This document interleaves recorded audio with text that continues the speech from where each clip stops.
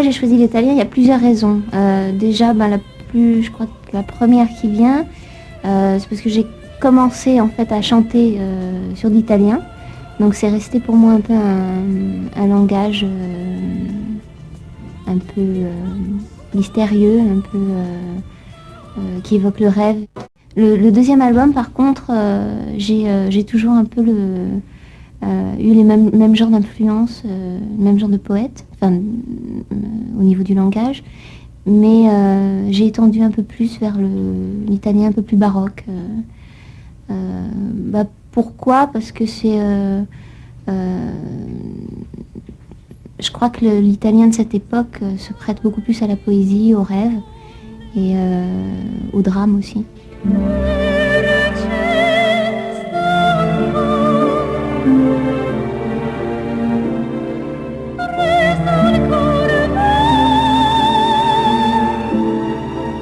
Moi j'ai composé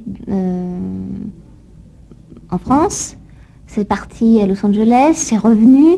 Ensuite, j'ai demandé donc à Graham Revell de composer une partie des chansons.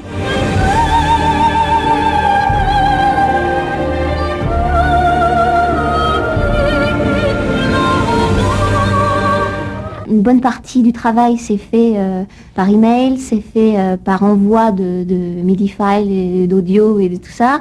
C'est fait par envoi de fax. J'ai écrit des tonnes et des tonnes de fax. Alors parce que on le voit maintenant, c'est pas facile de décrire un son, de décrire une émotion, de décrire une sensation.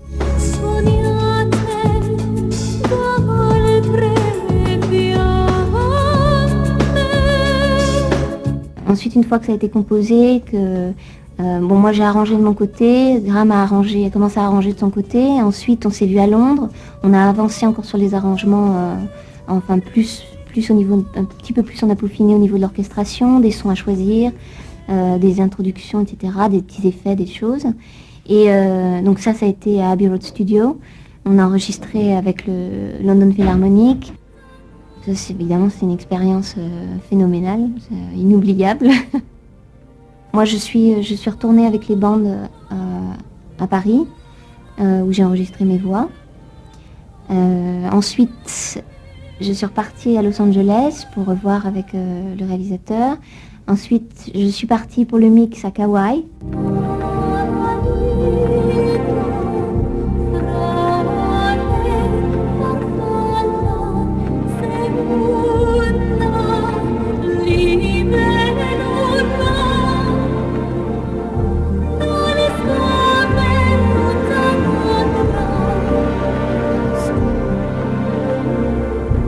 La conception de cet album, ça a été une course à travers les océans. C'est vrai que l'eau, c'est un élément qui est très important chez moi. J'aime bien, j'ai besoin d'avoir de l'eau à proximité. Pourquoi l'élément eau? C'était, je dirais, une suite logique du premier album. Puisque le premier album, si je devais en parler en deux mots, je dirais que il évoque la terre et le feu. C'est un univers de passion et très tourmenté. Celui-ci, c'est plus de l'eau, plus de l'air. J'ai fixé en même temps un univers. Donc c'est un petit peu aussi comme si j'avais pris une poignée de la terre ou de l'univers de Carmine Emeo et que j'avais plongé tout ça dans l'eau. Et les personnages qu'on trouvait dans Carmine Emeo, même si c'est pas vraiment les mêmes, on peut les retrouver plus tard et se débrouillant dans un autre élément.